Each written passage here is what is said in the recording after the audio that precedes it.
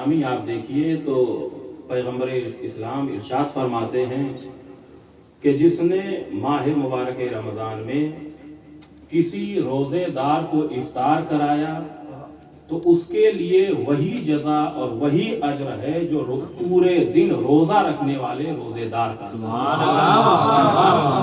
کسی نے ایک روزے دار کو افطار کرایا تو اس کو وہی جزا ہے، وہی اجر ہے کہ جو پورا دن روزہ رکھنے والے روزے دار کو بارگاہ خداوندی سے اجر دیا جائے گا۔ اور تفصیلی حدیث ہے، اس میں بعض لوگوں نے کہا یا رسول اللہ اگر ہمارے پاس اتنا مال نہ ہو، ہمارے پاس اتنا سرمایہ نہ ہو کہ ہم کسی کے لیے افطار کا انتظام کر سکیں تو ہمیں یہ اجر کیسے ملے گا؟ تو اس وقت پیغمبر اسلام نے تفصیلی حدیث اس کا ایک جز ہے کہ اگر کچھ نہیں ہے تو صرف کھجور کے ایک دانے کے ذریعے، ایک ٹکڑے کے ذریعے اگر تم نے کسی روزے دار کو افطار کرا دیا تب بھی تم کو وہی جزا ملے گی جو پورا دن روزہ رکھنے والے روزے دار۔ لہذا اس آیت کریمہ میں بھی لفظ انفاق کا ذکر ہے۔ الذین ينفقون اموالهم باللیل والنہار سرا وعلانیہ فلہم اجرہم عند ربہم لا خوف علیہم ولا ہم یحزنون۔ یہ انفاق کا کیا مطلب ہے؟ انفاق کسے کہتے ہیں؟ انفاق کا کیا معنی ہے؟ تو لغت میں انفاق کہتے ہیں صرف مال کو۔ ينفقون اموالهم یعنی یصرفون اموالهم، جو اپنے مال کو صرف کرتے ہیں، اپنے مال کو خرچ کرتے ہیں۔ لیکن معنی اصطلاحی جو اہل تفسیر نے بیان کیا وہ فرماتے ہیں کہ ہر خرچ کرنے والے مال کو انفاق نہیں کہا جاتا، بلکہ وہ مال کہ جو خوشنودی خدا میں فی سبیل اللہ خرچ کیا جائے اس مال کو انفاق کہا جاتا۔ جو خوشنودی خدا کے لیے، اللہ کی رضا کے لیے، اللہ کی قربت اور اس کے تقرب کے لیے بارگاہ خداوندی میں صرف کیا جائے، اللہ کے بندوں پر صرف کیا جائے، اس مال کو انفاق کہا جاتا ہے۔ اس کے بعد آپ دیکھیے ينفقون اموالهم فی اللیل والنہار سرا وعلانیہ فلہم اجرہم عند ربہم لا خوف علیہم ولا ہم یحزنون۔ ان کا اجر، ان کی جزا ان کے رب کے پاس ہے، لا خوف علیہم ولا ہم یحزنون۔ انہیں نہ کسی طریقے کا حزن ہے، یہ جو انفاق کر رہے ہیں دن میں بھی رات میں بھی، سرن بھی علانیہ بھی، انہیں نہ کسی طریقے کا خوف ہے اور نہ کسی طریقے کا حزن ہے۔ مفسرین یہاں پہ بیان فرماتے ہیں کہ چونکہ انسانی زندگی کو آگے بڑھانے کے لیے مال کی ضرورت ہوتی ہے، دولت کی ضرورت ہوتی ہے، جب انسان اپنے مال و دولت کو خرچ کر دیتا ہے، صرف کر دیتا ہے، اس کے جیب سے اس کی ملکیت نکل جاتی ہے تو اسے حزن ہوتا ہے، اور آنے والے مسائل اور مشکلات اور فقر کے متعلق اسے خوف ہوتا ہے۔ لا خوف علیہم ولا ہم یحزنون۔ تو حزن کس چیز کا ہوا؟ جو مال اس نے خرچ کر دیا۔ خوف کس چیز کا؟ کہا کہ جو آنے والا فقر ہے، آنے والی مشکلات ہیں، ان کے متعلق اسے خوف ہوتا ہے، لیکن یہ ان کی منزل ہے کہ جنہیں اللہ کے وعدوں پر یقین نہیں ہوتا، لیکن جنہیں اللہ کے وعدوں پر یقین ہوتا ہے، معصومین کے کلام پر بھروسہ ہوتا ہے، وہ دن میں بھی خیرات کرتے ہیں، رات میں بھی خیرات کرتے ہیں، سرن بھی کرتے ہیں، علانیہ بھی کرتے ہیں۔ اب اس کے بعد نہ انہیں گزشتہ جو صدقات دیا ہے نہ اس کے متعلق حزن ہوتا ہے، نہ آنے والے فقر کا خوف ہوتا ہے۔ یقین جنہیں ہوتا ہے روز آخرت پہ، نہ انہیں اپنے پیسے، اپنے مال اور دولت کو خرچ کر دینے کے بعد کوئی حزن ہوتا ہے اور نہ آنے والے فقر کا کوئی خوف ہوتا ہے، اس لیے کہ جس اللہ نے یہ انفاق کرنے کا حکم دیا ہے وہ فقیر نہیں ہے، وہ غنی مطلق ہے، وہ اللہ غنی مطلق ہے۔ عزیزان گرامی، یہ آیت کریمہ آپ جانتے ہیں کہ کس شخصیت کے متعلق نازل ہوئی کہ دن میں بھی خیرات، رات میں بھی خیرات، سرن بھی علانیہ بھی، ہر طریقے سے مفسرین نے باقاعدہ طریقے سے بیان فرمایا کہ امام الاتقیاء امیر المومنین سید الوصیین حضرت علی بن ابی طالب علیہ السلام، حضرت کے پاس 4 درہم تھے. یہاں پہ آپ دیکھیں جو وقت بیان کیا گیا ہے باللیل والنہار سرًا و علانیہ، دن میں بھی انفاق، رات میں بھی انفاق، سرًا بھی اور علانیہ بھی. مفسرین یہ بیان فرماتے ہیں کہ امیر المومنین کے پاس 4 درہم تھے. 1 درہم مولائے کائنات نے رات میں انفاق کیا، دوسرا درہم دن میں خیرات کیا، تیسرا درہم سرًا خیرات کیا، چوتھا درہم علانیہ خیرات کیا. اب جیسے ہی یہ چوتھا درہم تمام کیا، ادھر سے یہ آیت کریمہ نازل ہوئی الذین ينفقون اموالهم باللیل والنہار سرًا وعلانیۃ. کیوں یہ آیت کریمہ نازل ہوئی؟ تاکہ بتایا جا سکے کہ اس انفاق کی شان کیا ہے، انفاق کرنے والے کی عظمت کیا ہے، انفاق کی شان کیا ہے. 4 درہم مولائے کائنات کے پاس. الذین ينفقون اموالهم فی اللیل والنہار سرًا وعلانیہ فلہم اجرہم عند ربہم. ان کا اجر، ان کی جزا رب کے پاس ہے، ان کے پروردگار کے پاس. کسی طریقے کا ان کے پاس ان کو نہ کوئی حزن ہے نہ کوئی خوف ہے. یہی وجہ ہے عزیزان گرامی، جب امیر المومنین نے یہ انفاق کیا تو پیغمبر اسلام نے پوچھا، مولائے کائنات سے سوال کیا.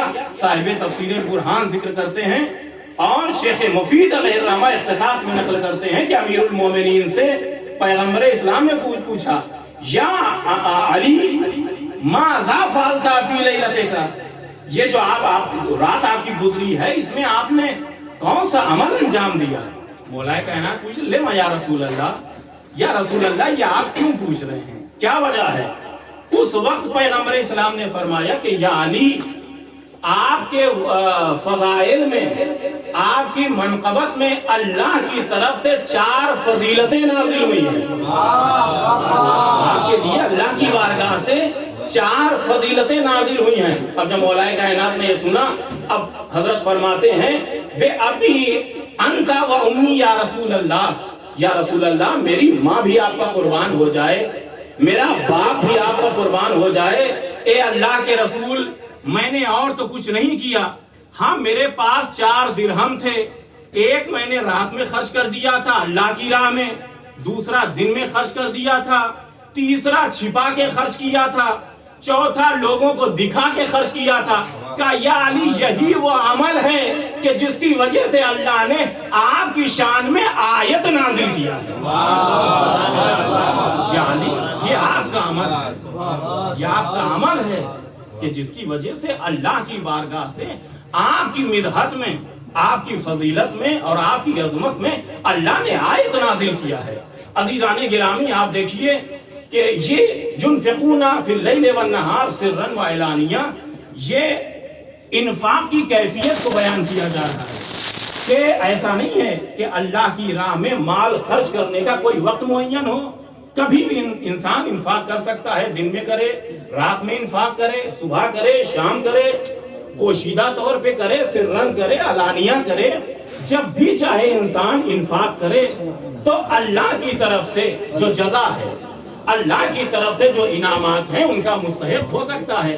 لیکن عزیزان گرامی آپ دیکھیے کہ جو انسان انفاق کرتا ہے، راہ خدا میں دیتا ہے، تو اگر اسے اللہ کی بارگاہ میں، جیسا کہ میں نے بیان کیا کہ یقین نہیں ہوتا، یا یقین کی اس منزل پر نہیں ہوتا کہ جس پہ اللہ چاہتا ہے کہ میرا بندہ جو انفاق کر رہا ہے اس منزل یقین پا ہو، اس منزل ایمان پا ہو، تو اس کی کیفیت یہ ہوتی ہے کہ اگر لوگوں کے سامنے کوئی انفاق کرتا ہے تو کچھ اور ہوتا ہے، لیکن جب چھپ کے کرتا ہے تو کیفیت کچھ اور ہوتی ہے.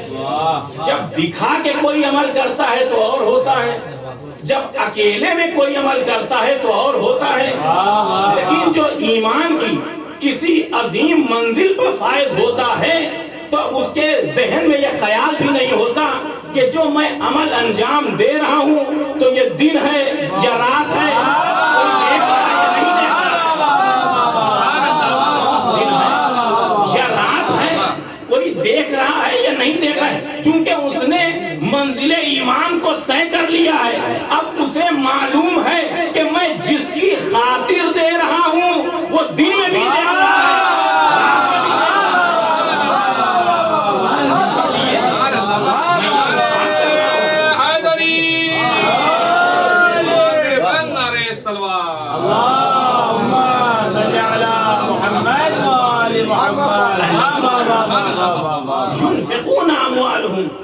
باللیل والنہار سرا وعلانیہ، حضرت امیر المومنین علی بن ابی طالب.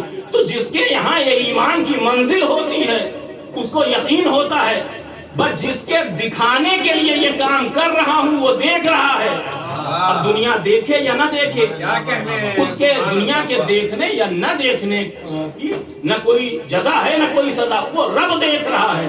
لہذا جو میں انفاق کر رہا ہوں میرا رب میرا معبود دیکھ رہا ہے. اور جو انفاق کرنے والا ہے جس کی مدح میں یہ آیت نازل ہوئی، آپ دیکھیے کہ اگر اس کے انفاق میں یہ جو چاروں اوقات بیان کیے گئے، لیل و نہار، سرن و اعلانیہ، اگر کسی وقت میں خلوص میں کوئی کمی ہوتی تو قرآن اپنی سیاقت میں ضرور بیان کرتا کہ بھائی جو رات میں اس نے جو ہے وہ عمل انجام دیا اس کی کیفیت کوئی اور تھی، لیکن جو دن میں اس نے انفاق کیا اس کی منزل کچھ اور ہے. جو اکیلے میں کیا تھا اس کا مزاج کچھ اور تھا، لیکن جو لوگوں کے سامنے انفاق کیا اس کا معیار کچھ اور ہے.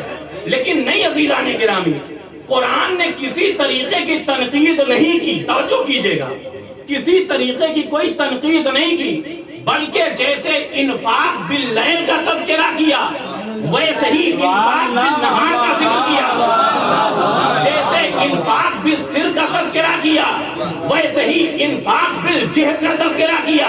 اس کا مطلب یہ ہے کہ جو انفاق کرنے والا تھا اس کے عمل میں اور خلوص میں جو گرانی دن میں تھی وہی رات میں تھی، جو سرن تھی وہی علانیہ تھی. جو گرانی اور جو وزن دن میں تھا وہی رات میں تھا، جو سرن تھا وہی علانیہ تھا. میں نے عرض کیا یہ آیت نازل ہوئی ہے امام المتقین امیر المومنین حضرت علی ابن ابی طالب علیہ السلام کی شان.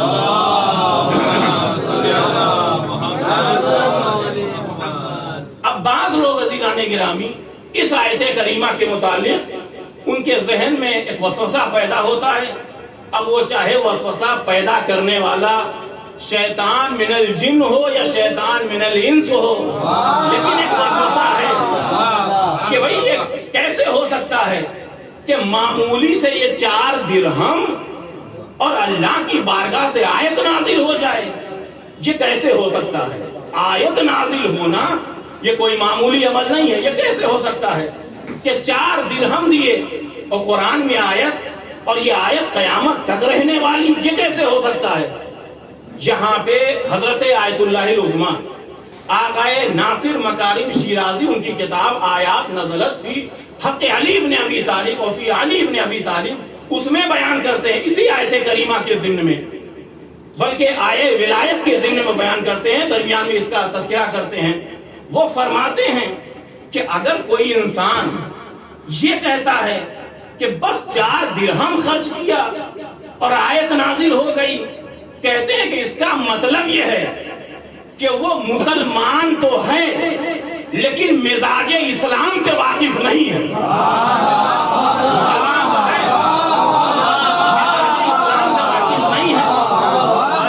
وہ قرآن تو پڑھتا ہے لیکن نظریہ قرآن سے واقف نہیں ہے. اس لیے کہ اسلام اور قرآن کا مزاج یہ ہے کہ یہاں پہ عمل کی کمیت نہیں دیکھی جاتی، عمل کی کیفیت دیکھی جاتی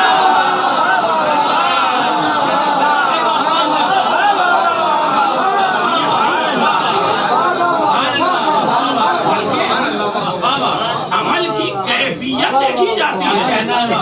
بڑی خوبصورت سی مثال وہ دیتے ہیں، فرماتے ہیں اگر کوئی انسان ایسا ہے کہ جس کے پاس پورا سونے کا پہاڑ ہے اور سونے کا پہاڑ وہ خرچ کر رہا ہے، لیکن نہ خلوص ہے، نہ اللہ کی طرف کوئی ارادہ ہے، نہ قربتاً اللہ کوئی توجہ ہے، نہ کوئی ایسا قصد ہے کہ تھوڑا موڑا مال نہیں. اگر وہ پورا سونے کا پہاڑ بھی کسی کو دے دے کہ اس عمل کی کوئی کیفیت نہیں ہے، کوئی جگہ نہیں ہے، لیکن کوئی انسان ایسا ہے، کوئی بندے مومن ایسا ہے کہ جس کا ایک ایک عمل خالصتاً للہ ہوتا ہے، بس اللہ کے لیے، بس اللہ کے لیے، بس اللہ کی تقرب کے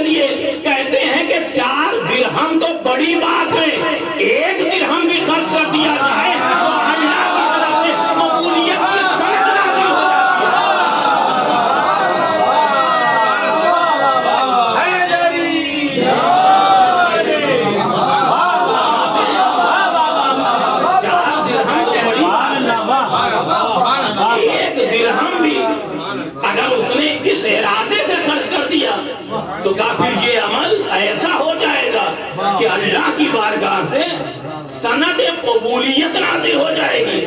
اور عزیزان گرامی آپ دیکھیے کہ اللہ کی بارگاہ میں عمل کی مقدار نہیں، کیسے یہ عمل انجام دیا گیا ہے، اس کی کیفیت کیا ہے.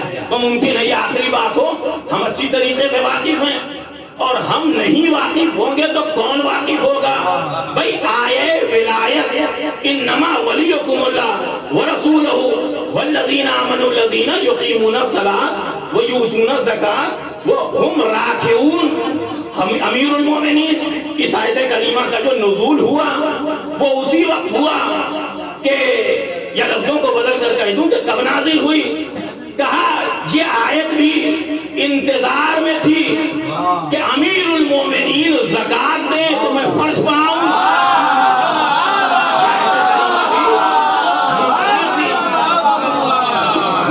علی زکات دے دے تو میں زمین پا جاؤں. سائل آیا مسجد نبوی میں اور آنے کے بعد اس نے سوال کیا کہ ہے کوئی جو مجھ فقیر کی حاجت روائی کرے، میرے سوال کو پورا کرے؟ تو کسی نے تو کچھ نہ کہا. حالت رکوع میں امیر المومنین نے زکات دی، یا یوں کہا جائے عبادت میں عبادت کی.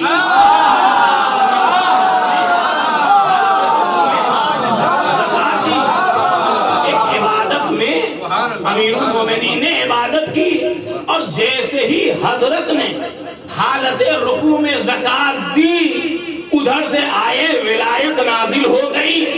کچھ بڑا کام ظاہری طور پہ نہیں کہ وہ 4 درہم نہیں، ادھر ایک انگوٹھی دی اور آیت نازل ہو گئی. ظاہراً ایک میں چھوٹا سا عمل نہیں کہہ سکتا، لیکن اوروں کی نظر سے کہیں تو ایک انگوٹھی دی اور آئے ولایت نازل ہو گئی. اب میں کیا کروں؟ تفسیر برہان میں لکھا ہوا ہے، میں نے خود پڑھا کہ اس آیت کے نازل ہونے کے بعد دوسرے خلیفہ کہتے ہیں کہ تصدقت ب40 خاتما.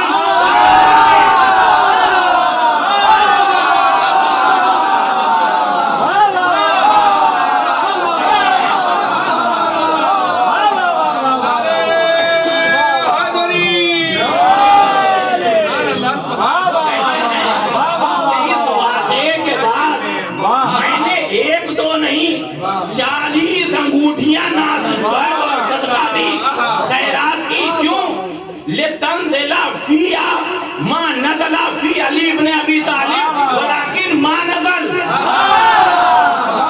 وہ کہتے ہیں اس لیے میں نے یہ 40 انگوٹھیاں دی تاکہ جو کچھ علی کی شان میں نازل ہوا وہ میرے لیے بھی نازل ہو جائے. لیکن ایسا نہیں ہوا. مسلمانوں اب دیکھ لیا وہ خلوص علی بن ابی طالب تھا. ایک انگوٹھی دی آئے ولایت نازل ہوئی، ادھر 40 انگوٹھیاں دی، انگوٹھیاں بھی واپس نہ آئی.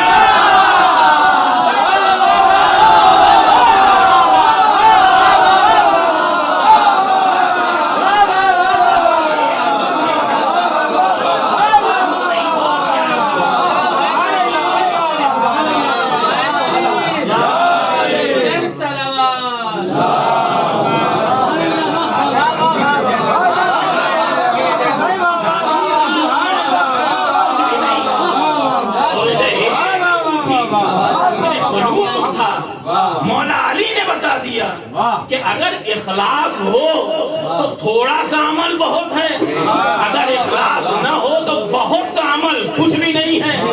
کہ امیر المومنین نے اپنے عمل سے ہمیں درس دیا.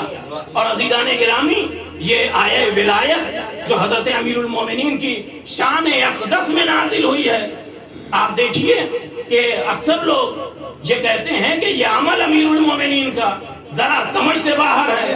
واقعاً اس کو سمجھنے کے لیے عقل چاہیے، شعور چاہیے. امیر المومنین نے ذرا توجہ کیجئے گا، یہ بھی آ گئے ناصر مکارم شیرازی، ظاہر سی بات ایک فقیہ کی نظر ہے، ایک مرجع ہے، بڑی خوبصورت سی بات کرتے ہیں. وہ کہتے ہیں لوگ یہ کہتے ہیں کہ حضرت علی نے زکات دی اور ایک سائل کے سوال کو پورا کیا. کہا نہیں، اپنی نظر کو اور وسیع کیجئے. یہ واقعہ کہاں پیش آیا؟ کہ یہ واقعہ پیش آیا مسجد نبوی میں. مسجد نبوی کیا کہ اس زمانے میں پورے عالم اسلام کا مرکز اور سینٹر کا علی بن ابی طالب نے اس عمل کے ذریعے ایک سائل کے سوال کو صرف پورا نہیں کیا ہے بلکہ قداست مرکز اسلامیہ کو بھی محفوظ کیا ہے.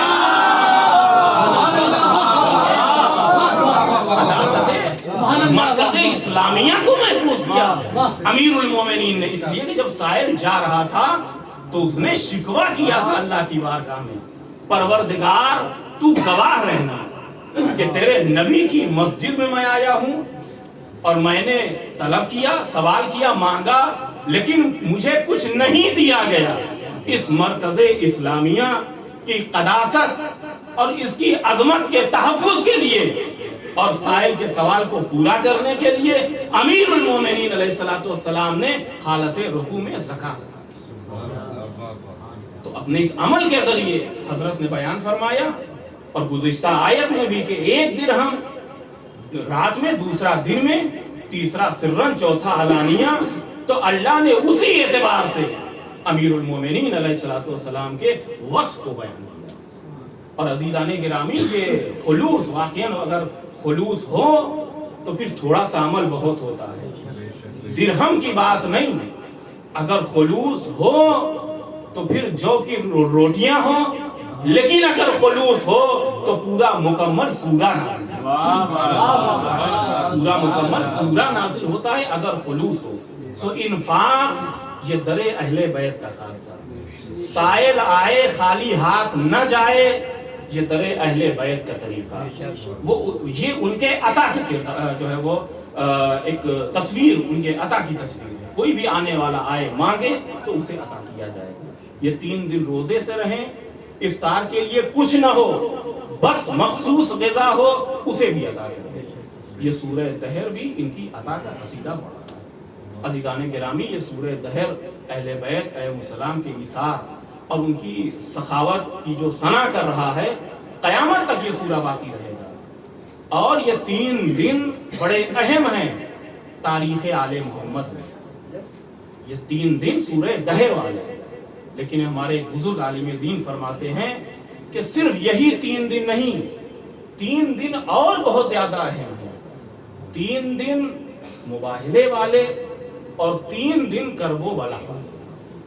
یہاں بھی بھوک ہے اور وہاں بھی بھوک ہے، لیکن دونوں میں فرق ہے. جو مباہلے، جو سورہ دہر والے 3 دن ہیں، ان کی کیفیت یہ ہے کہ کھانے کی چیز تو سائل کو دے دی، کم از کم پینے کے لیے پانی تو ہے، نمک کے ذریعے افطار تو کر سکتے ہیں. اگرچہ بچے وہ ہیں کہ جو بھوک کی وجہ سے لرز رہے ہیں، لیکن جو کربلا والے 3 دن ہیں ان کی کیفیت عجیب ہے. وہاں پہ نہ کھانا ہے، نہ وہاں پہ پانی ہے، وہاں پہ آگ برساتا ہوا شمس اور سورج ہے. اللہ اکبر. عزادارو یہی تو وجہ ہے کہ میرا غریب اور مظلوم امام زمان اس زمانے میں بھی جو فریاد کرتا ہے وہ اسی انداز میں فریاد کرتا ہے، یا اہل العالم ان جدی الحسین قتلوہ عطشانا.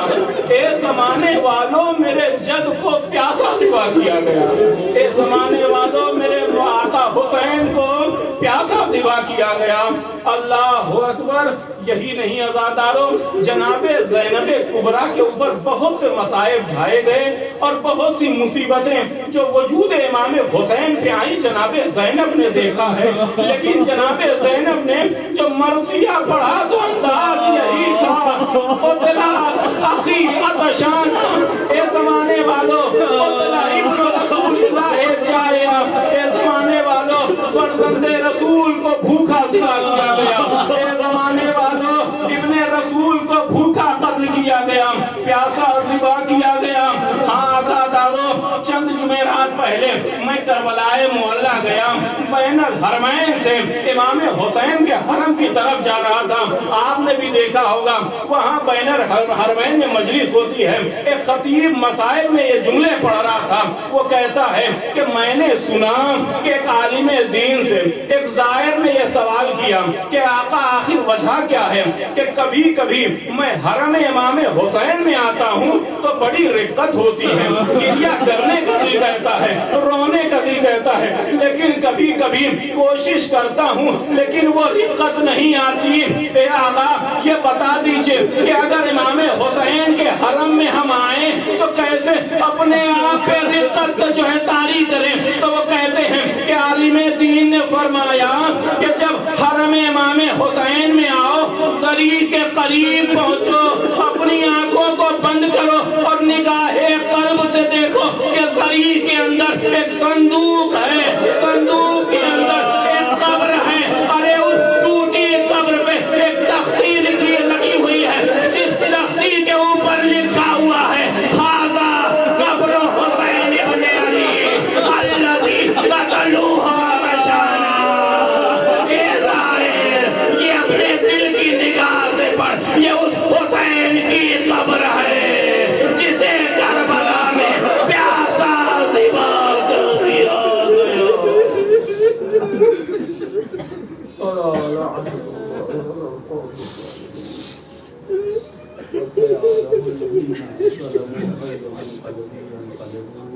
انا للہ و انا الیہ راجعون، رضا بقضائه وتسلیما لامره، الہی زہرا و ابیہا و بعلہا و بنیہا و سر المستودع، معبود تجھے واسطہ محمد و آل محمد، ہم سب کی اس مختصر سی عبادت کو قبول فرما، ہم سب کے نماز، روزے، تلاوت قرآن، تمام عبادت و اطاعت کو اپنی بارگاہ میں قبول فرما۔ جن مرحومین کے اصالہ ثواب کے لیے مجلس اعظم منعقد کی گئی ہے ان کے گناہوں کی مغفرت فرما، ان کے درجات کو بلند فرما، انہیں اہل بیت علیہ السلام کا سایہ نصیب فرما، معبود تجھے واسطہ محمد و آل محمد، ہم سب کے گناہوں کی مغفرت فرما اور ہمارے آخر زمان کے ظہور میں تعجیل فرما، ہم سب کو اس قابل بنا دے کہ ہم حضرت کے ناصحین میں شمار ہو سکیں۔